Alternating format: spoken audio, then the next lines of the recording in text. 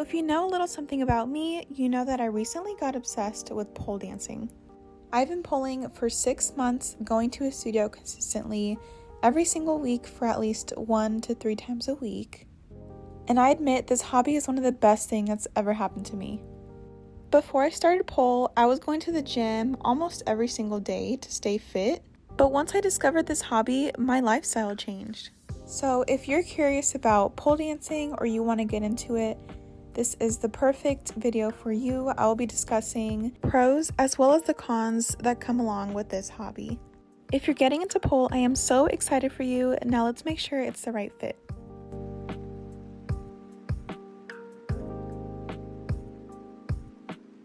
First pro, the biggest pro to be honest, is that it is a great fitness hobby.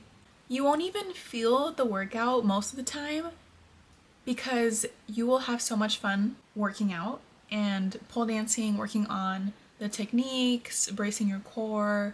Your whole body is engaged. There is a lot of upper body movements. If you want to be a great pole dancer, you need to have a lot of discipline and a lot of hours on that pole. Trust me, especially as a beginner, you will be sore, whether it's you being sore from stretching because you will need to be flexible, you will need to work on your flexibility, you will need to work on your upper body strength, you will need to work on your core and your ab strength, you will work on your strength, coordination, mobility, and flexibility. They're all pros. You will be sore and you will be working on your fitness. That is my favorite part about pole. Next is that your confidence will go up. I experienced a huge confidence increase, way more than me even going to the gym. I started going to the gym because I was insecure and I wanted to work on my insecurities, but honestly, it didn't really help. I feel I have new insecurities. Now I feel like I gained weight, blah, blah, blah, from bulking in the gym.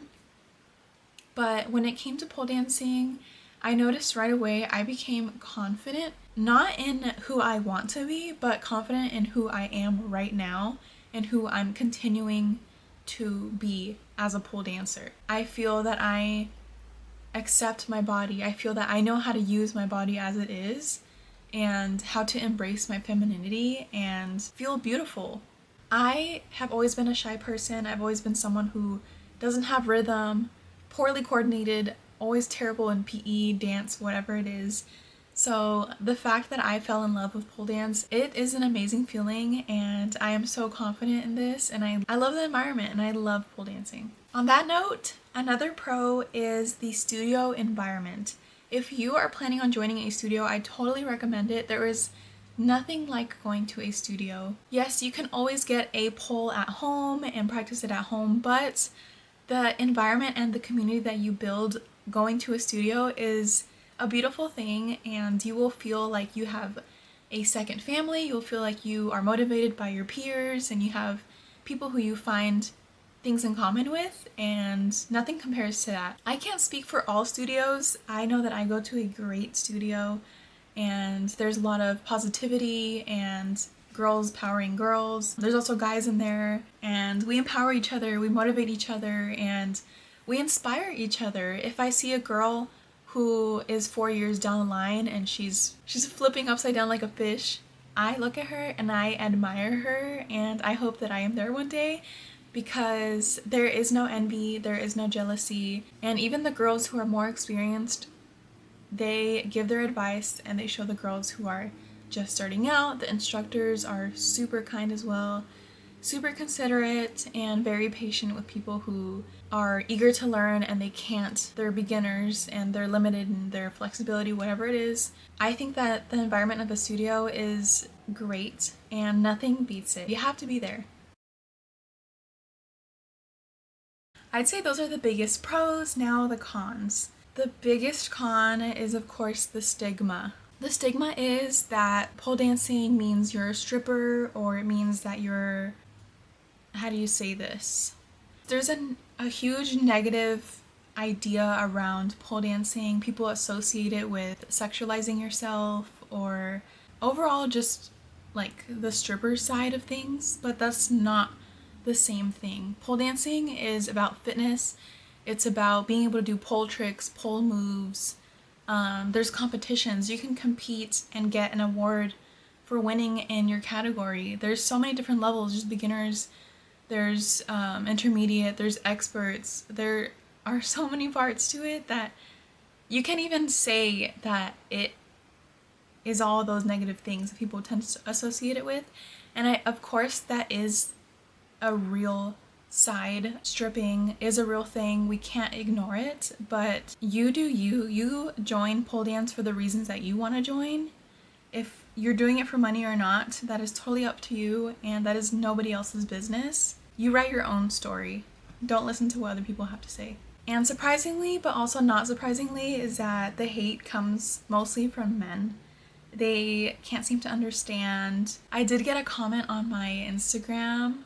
It was a pole video that I posted on Shorts, and he was like, oh, so you're basically influencing prostitution. And I'm like, how did you get that from me dancing at a studio? Like, I'm literally just moving my body like a dancer would do, but there's a pole in front of me. That's the only difference. So yes, pole dancing does not mean you're dancing for money. It is a hobby that involves dance just like any other dance studio would. The next con is that it is expensive. You will fall into a pit where you realize that you're spending money, girl. So once you start going and you feel motivated, that means that you're gonna have to go consistently. And this is me thinking you're going to a studio. Going to a studio is not cheap. Memberships range from about $150 to $300 a month, which is crazy considering what gym memberships are like. You thought gym memberships were expensive? Girl, no. Pole studio memberships are expensive. If you pay for class by class, you're still gonna spend about $200 a month if you want to be consistent. And you will want to be consistent because you will want to improve and you're gonna fall in love with this. I have been spending about $200 a month, and that's with me going about 1 to 3 times a week. Not only is the membership expensive, but everything else that comes with pole is expensive, and it will be adding up, like grip for your hands, knee pads for floor work, girl, the heels. Once you get your first pair of pleasers or whatever brand you decide to get, when you get your first dance heels, you're gonna realize that maybe I want pink ones, maybe I want clear ones. Oh, the boots are cute. It's hard to stop. And of course, you will fall into an addiction of wanting to buy cute pole wear because you can't wear the same thing every single time, I did right? add all of the things that I mentioned in this video to my Amazon storefront to make it easier for you guys in case you wanted to buy anything. I'll have it linked in the description below. The last con is that it is not easily accessible to everyone. So I don't know where you live, but if you don't have a pole at home, it's possible that your nearest studio might not even be that close. It could be an hour out or closer or farther. I'm not sure.